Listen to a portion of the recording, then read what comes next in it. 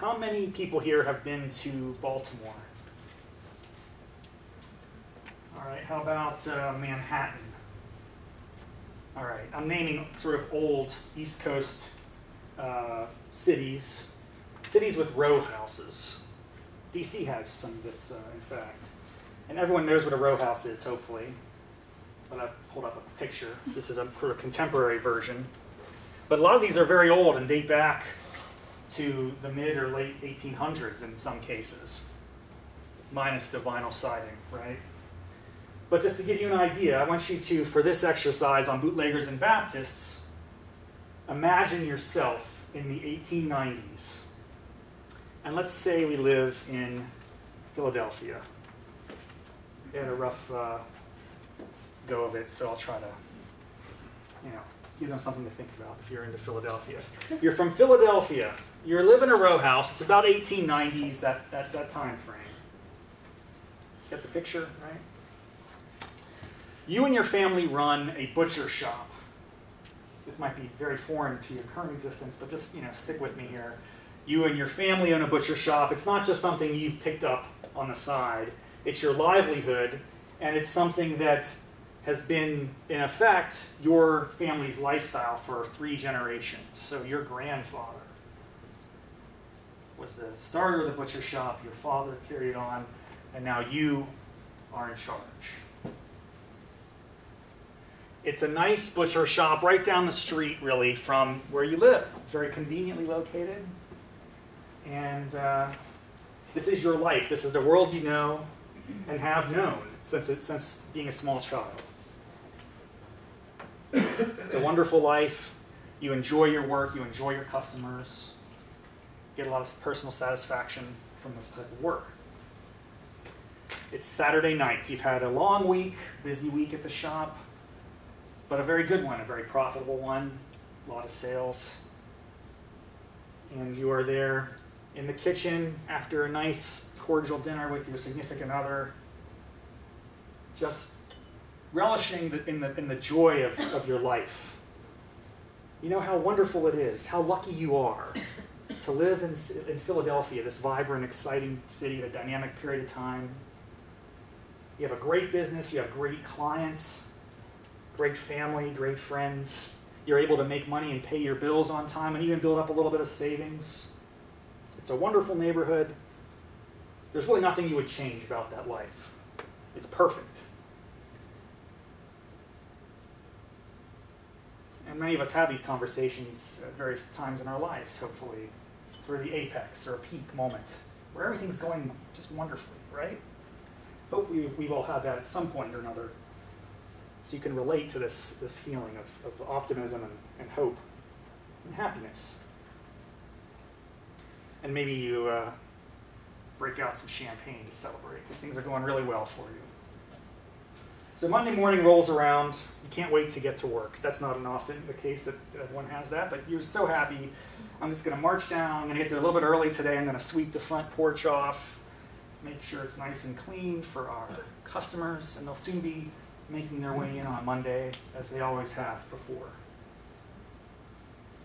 But something odd happens. It's 8 o'clock, 9 o'clock. No one's rolling in yet. This is kind of strange. That's kind of a slow start to the week. Doesn't happen that often.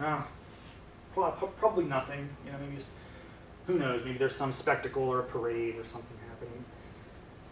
Finally, one of your most loyal customers comes in, Mrs. Miller, an older woman. Very gentle, very friendly, very good customer.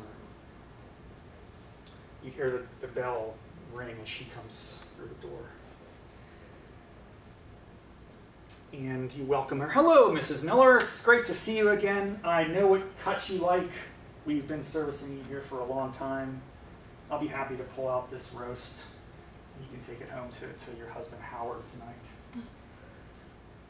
She's like, well, actually, I don't mean to be the bearer of bad news, but I actually stopped by to let you know, in fact, that I'll have to stop purchasing my meat from you. You sort of take this aback.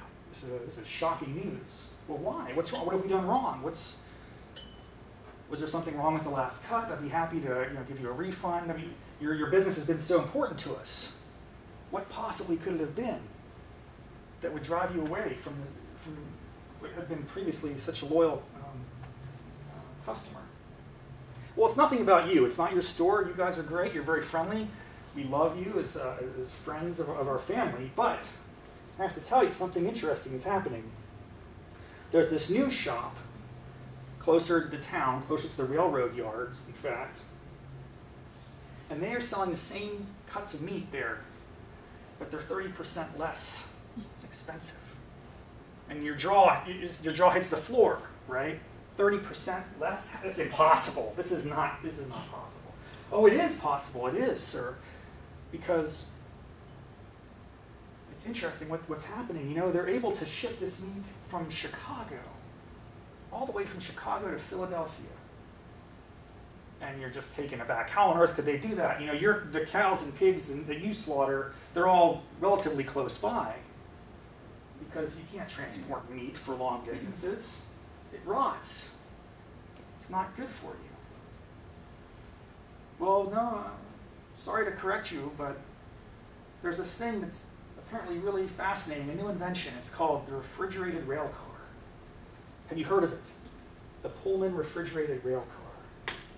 They're able to kill cattle in Chicago, slaughter them, package them up, put them on the rail car, ship it to the East Coast and sell it in mass quantities. 30% less than what it costs here. And I'm really sorry. It's been nice doing business with you, but I gotta get my meat somewhere else. And slowly she leaves. And you're just left in a whirlwind, wondering what the heck happened. Well, it's okay. There'll be other folks who come in here. We have a lot of loyal customers, for sure. Unfortunately, Mrs. Miller is only the first of many of your customers who stop by very politely, very cordially, to inform you that, you know, we're really sorry, but this price of meat is so low that we're no longer going to be coming here on a regular basis. So, you know, it's this guy, the Swift Company, and the Pullman boxcar. They're selling meat from Chicago.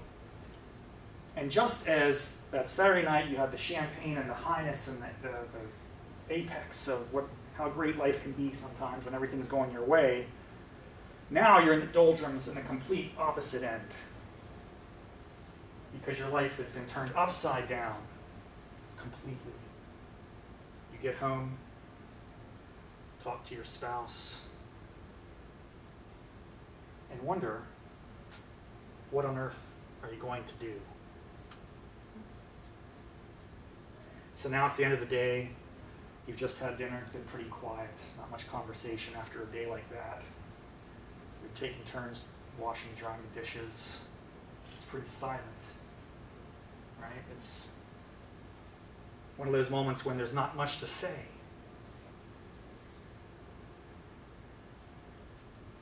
And finally, your significant other says, you know what? We can't stop. We can't feel sorry for ourselves here. We got to do something. This is our family business. We've been doing this for 3 generations. Surely we can maintain this. We can survive. So let's take stock. Buck up, right?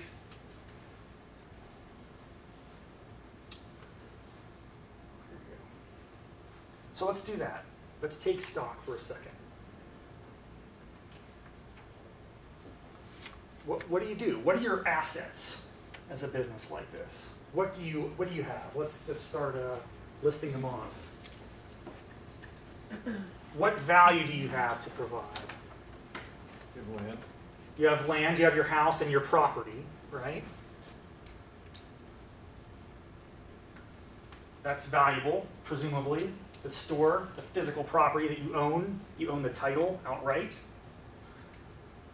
How about business-related assets that you might have that could be useful?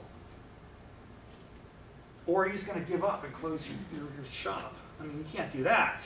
That's an option, I guess. But let's try and be a little more optimistic here. You don't want to close your grandfather's shop. Do you have all the capital, like the shopping boards and stuff? Yeah, you own a lot of equipment. materials. So you're not like in a situation where you just started, you made massive investments, and suddenly you have no stream of revenue to pay off those loans, right? So yeah, okay, things could be worse. Things could be a lot worse.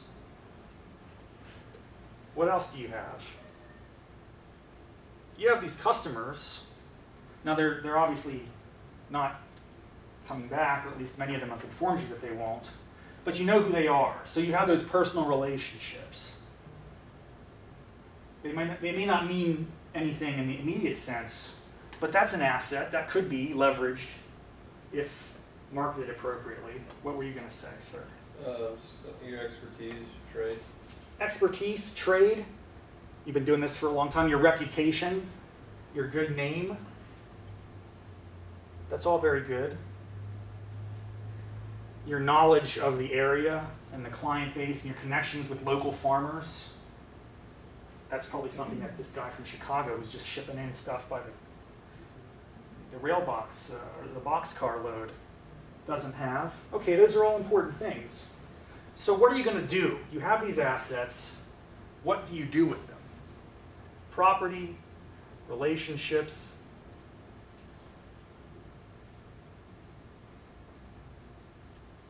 Knowledge. Those are important things. But what does that mean? What are you going to do to survive? What are some options? You're going to use your relationship building skills to make friends with Mr. Pullman and try to get on that same train? Interesting. So it's like, well, why don't we try to go have a conversation with this guy and say, look, maybe we could get our meat from Swift too.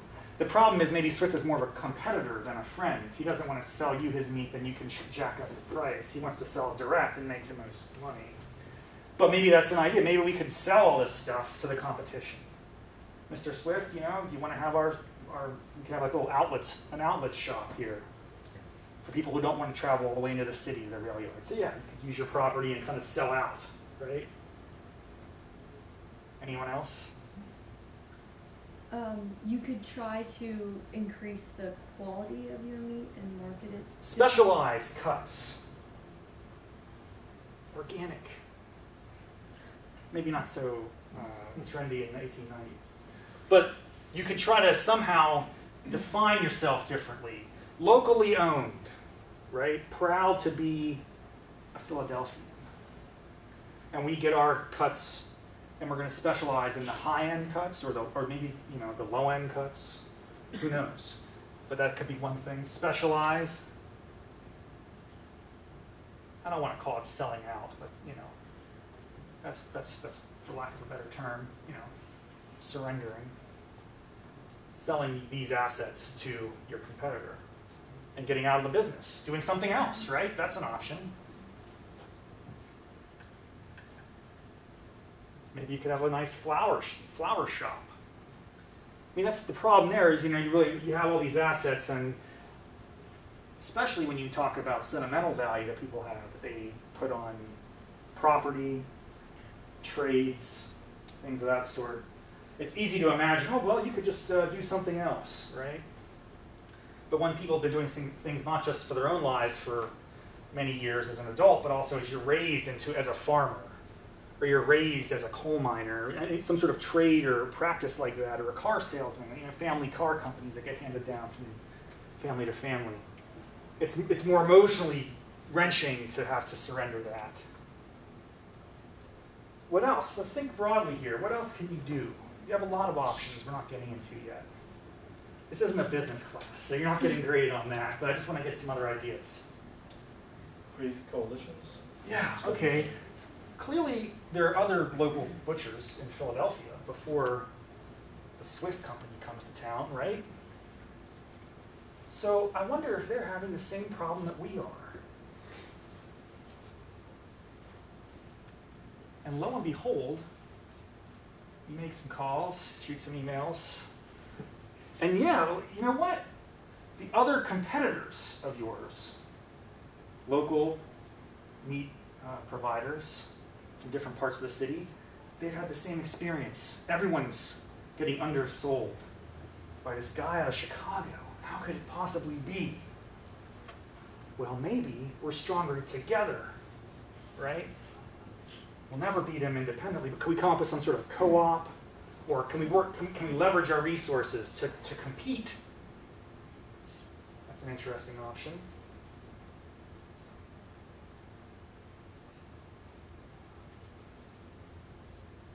Anything else you might think about here?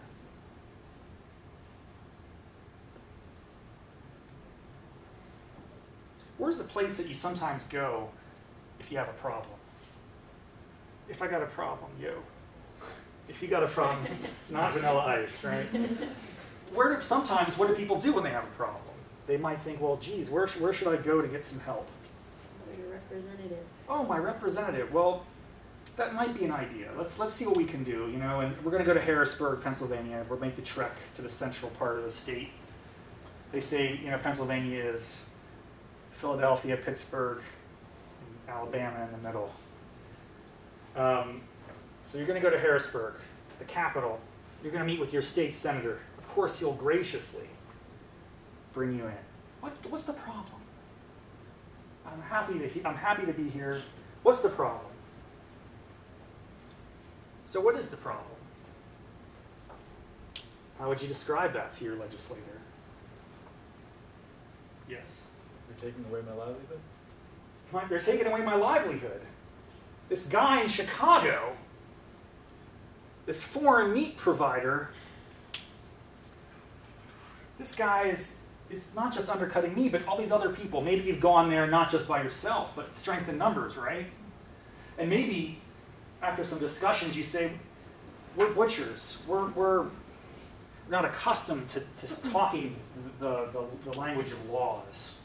So maybe what we need to do is hire someone to represent us as a group, to go plead our case to the state senator from our district. Maybe we'll hire someone like a lawyer who's used to working in Harrisburg and networking and knows some of these senators who represent us.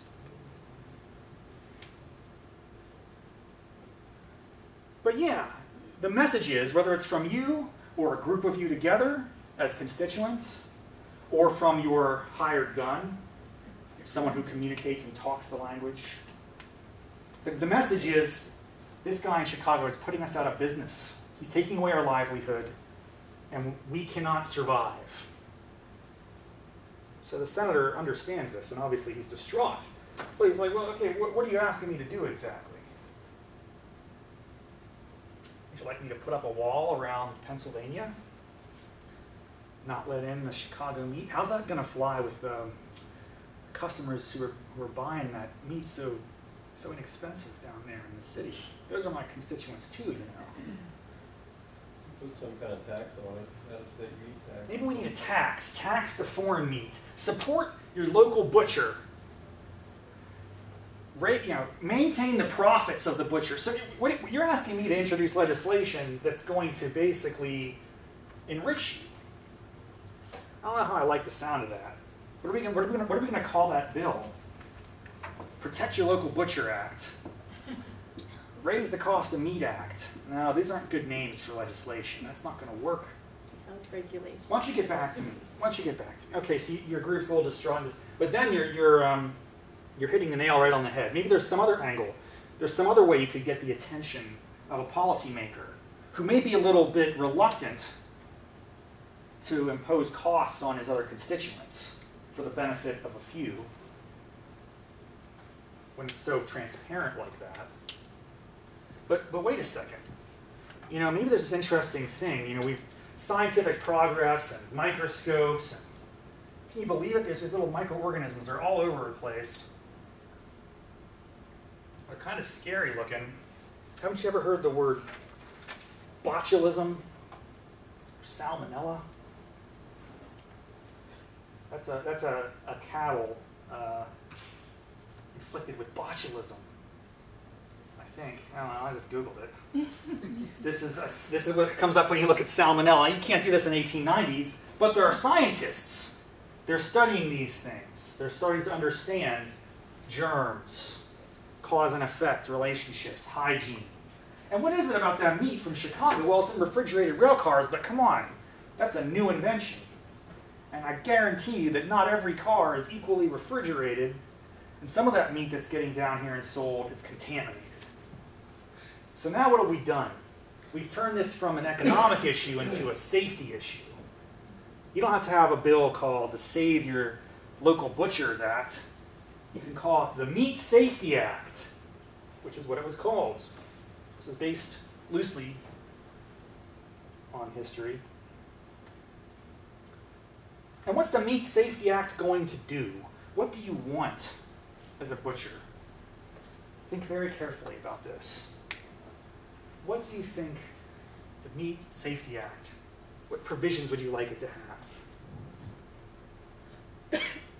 Impose limitations on how far the butcher is selling has to be from the source of the meat? It's tough because in the state laws, you can only probably govern what's going on in the borders of your state. But you want to somehow erect a barrier or costs. Govern like the shelf life of the meat once it's... Maybe it's about the time. There's another way to get at it, which is a little even more novel. But one question would be, how much, if the point is you want to raise the costs of that imported meat, how much do you want to raise the costs by? 31%. Just a little bit more, just enough so that you're competitive, that you can undersell. So how do you do that? Well, you can do it in a lot of different ways, and you guys had some good ideas. The ideas that were proposed in the Meat Safety Act in Pennsylvania, state rules. Because what happens if you start restricting trade? If you say, well, hey, we're not going to accept meat from Chicago. There might be court challenges to that. I'm not sure what the rules are about commerce. Oh, wait, and then those policymakers in Illinois are going to get pretty ticked off. And they might start having, they might want to try to do something to affect our exports to their state. That's probably a bad idea. I have a better idea. Why don't we have inspections, right? Safety inspections. We can inspect all the meat that comes into our borders of our state because we can control the jurisdiction of our state. Who's going to be the inspectors? Who are the learned and trained and expert butchers that would gladly inspect this incoming meat? Well, the members of your group, right? The Pennsylvania Independent Butchers Association. And where are you going to inspect it? Everywhere. You're going to try to find as much, you're incentivized in a sense to find or identify problems, right? You're really going to be on the lookout for that. You're going to impose costs on that fellow from Chicago.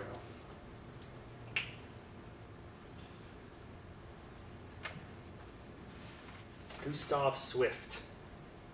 Just the name is grating.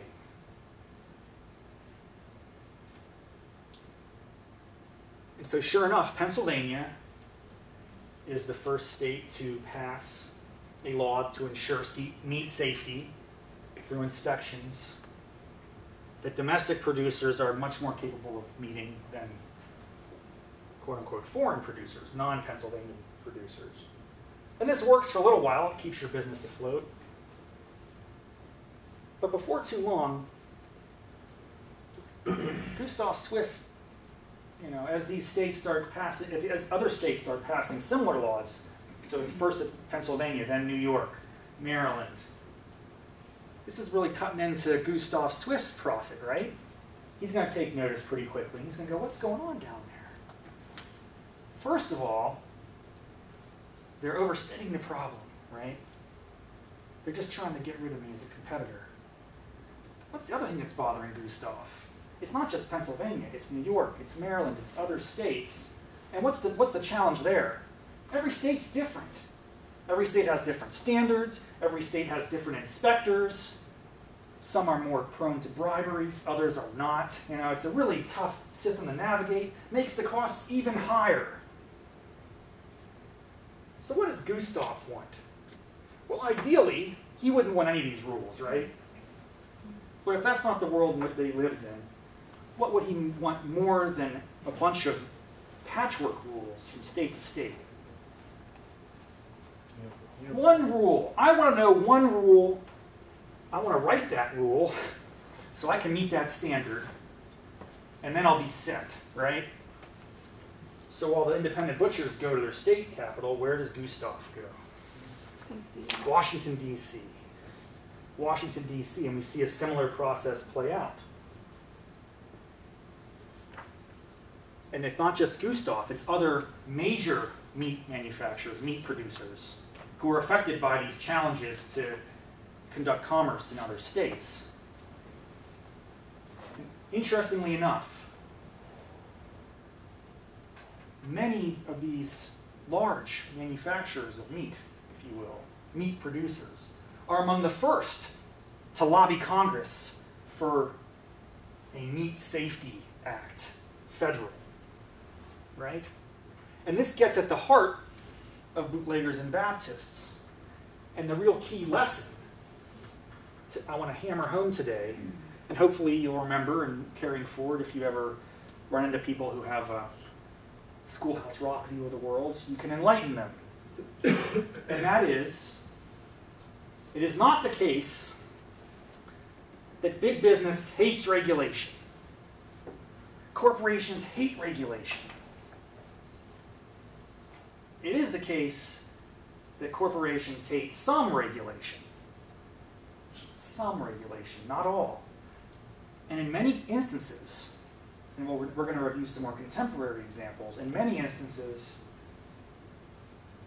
big corporations, big manufacturers embrace regulation to the extent they can control it as a means of undercutting competition and imposing costs on their competitors.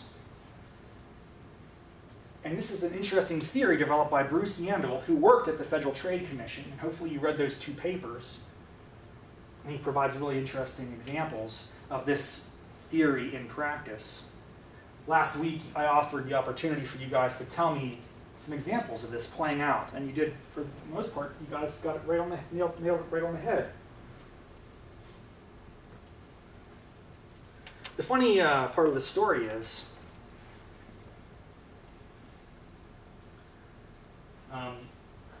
just as Gustav Swift once won regulation, it's not too long before something else happens.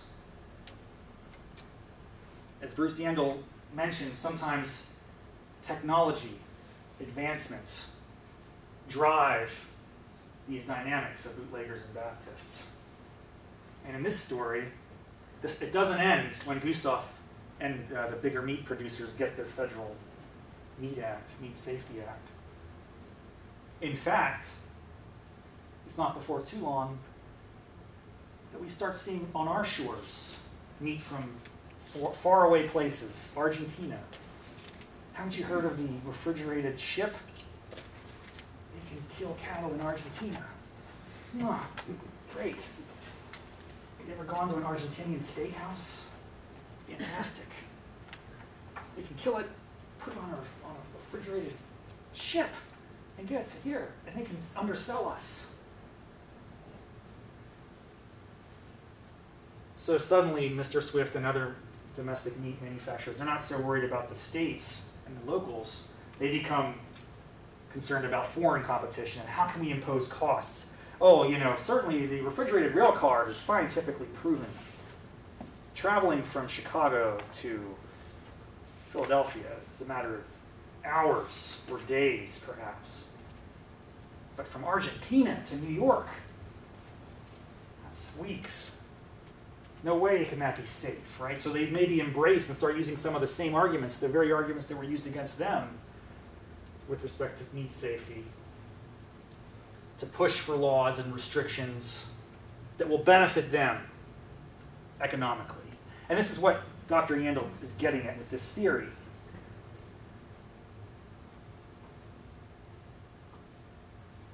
On many regulations, there are two sides to the story. Working together, not necessarily in a coordinated fashion, but it's what in politics we might call strange bedfellows. Two seemingly disparate interests that are working toward a similar end.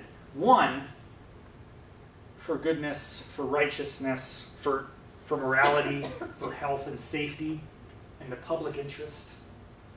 The champions Others have a much more sinister, if you will, or personal stake, a financial gain to be made through regulation. And here, it's not intuitive, right? We don't think that because, again, the Schoolhouse Rock version of the world is all corporations hate regulation, all big business hates regulation. But time and time again, we have great examples of how that's not the case. It's not the case. And that regulations can have great benefits for health and safety, or health and safety arguments can be used to enrich a small group and cut competition. And maybe sometimes it's a bit of both. And that gives us a nuanced and a more informed understanding of the effects of regulation. So let's get into a few examples. Where did Dr. Yandel say this is very common to occur? A lot of you mentioned it last week. In the environmental realm. Because there are many Baptists in that world, right? There are people who advocate pure of heart, public interest, clean air, clean water. These are good things. We all want them. But just as there are many benefits, many public benefits to those types of regulations, health and safety, environmental, there also tend to be some bootleggers in there who profit pretty substantially. And it's not necessarily always the way it unfolds is not the way you necessarily think it will. So there are several examples we could talk about just to illustrate the theory, and hopefully this gives you an idea. Anytime you open a newspaper now, you should be able to see this happening. It's not the type of story where they always tell you who the bootleggers are and who the Baptists are, but you can figure it out. You can figure it out. So someone mentioned, and it's not just a theory, it's not just applied to regulation in the sense of federal regulation, but laws in general. To the extent that laws are rules, they regulate activity and behavior, we can apply this theory to many other realms, not just the regulatory process, though we tend to see it there more. So something like, one of the students mentioned, are drug laws, right? Who are the chief advocates for criminalization of marijuana? Who are the people that are lobbying Congress? Who are putting ads on television? Your local drug dealer? No, that's the bootlegger. In this case, almost a literal sense, a bootlegger. The term comes from, remember, the old Prohibition era, where the Baptists, pure of motive, pure of heart, they want to ban liquor sales on Sunday. For goodness sake, we understand it's a free country. People should be able to have their personal choice, but at least one day a week, let's let that be God's day. Let's recognize that as a day of sobriety and reflection. Sounds good, right? And it's a highly saleable argument. Who's also happy about that? The bootlegger. The person who's happy to buy a bunch on Saturday and sell it under the table twice the price on Monday. Or I'm sorry, buy it on Saturday and then sell it for twice the price on Sunday under the table. So bootleggers, people who break the law, in this case, benefit because the black market exists, the demand exists for those products. So one of the students, I said applied that to the interesting analysis of marijuana laws. You have the Baptists of child safety advocates or anti-drug advocates, police officers, people who are genuinely believe what they're doing is right. You have the bootleggers, who are most obviously the drug dealers themselves, who, but for those restrictions, probably couldn't compete with a market price. It's not like people, alcohol is legal. It's not like you have some guy on the street corner selling you homemade alcohol for less than you can buy it at the store. But you also have an interesting dynamic of bootleggers, which is somewhat controversial, so I don't want to inject an opinion, but it's more or less just an observation. Who else benefits economically from laws that, say, are harsh or strict, if you will, on drug offenses? Well, I was going to say that the police, you mentioned the police officers as being Baptists in this case, but they could be bootleggers in the sense that it provides job stability. There's a lot of infrastructure built up around that. Specific, certain police officers focus exclusively on drug prevention, interventions and things that probably wouldn't otherwise exist. So maybe it's a jobs issue. What about like the private prison industry, who gets paid contractually by governments to put, to house criminals? Well, if you have fewer quote-unquote criminals to put in jail, that's probably less money, right? So you just have interesting dynamics at play. Interesting dynamics at play with that issue. So that was a good one that someone mentioned. Any others that anyone want to raise one that you guys used on your test, on your quiz? No one wants to share. CAFE standards are a good one. Those are the corporate average fuel economy. The idea that we want to raise miles per gallon to help the environment, to lower emissions. That's the Baptist side of the story. The bootleggers are the companies that can already meet those standards.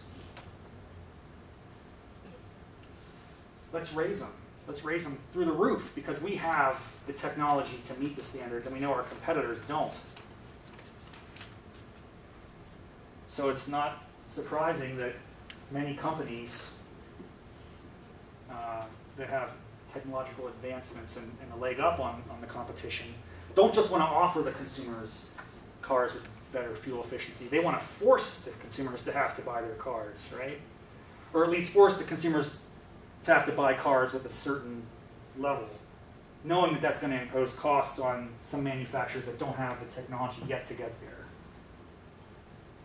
That's another good one. But you'll see these replete throughout the policy process. One of my personal favorites, when I was on Capitol Hill, there was a big movement to ban internet gambling.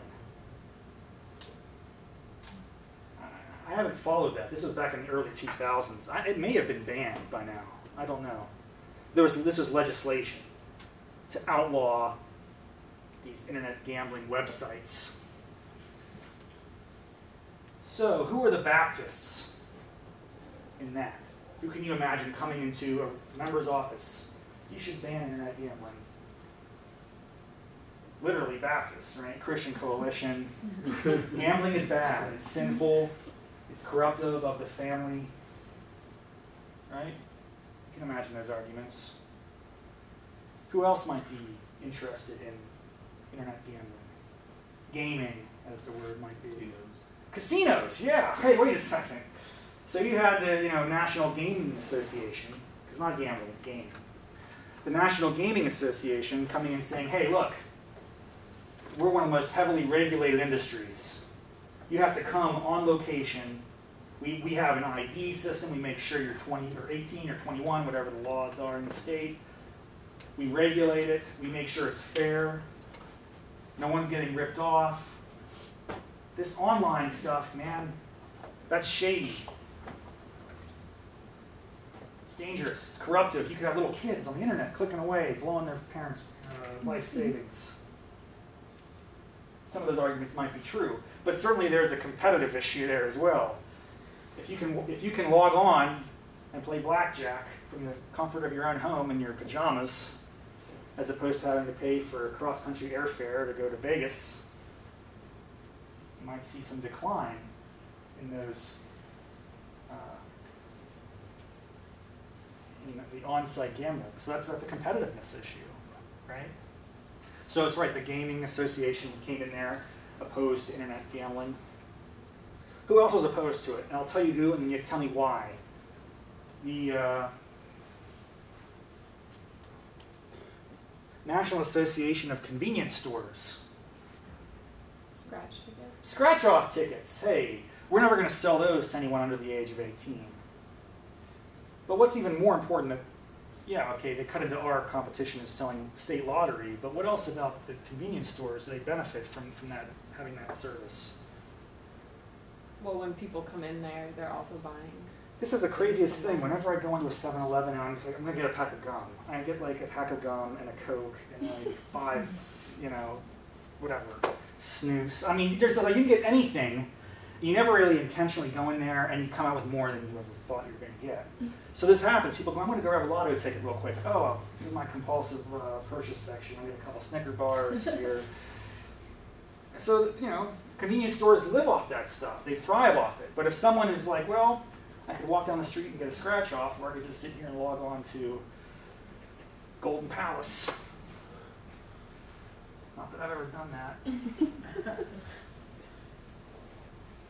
So you can quickly see how these dynamics work. And that's the story of Bootleggers and Baptists. Any questions? Any thoughts?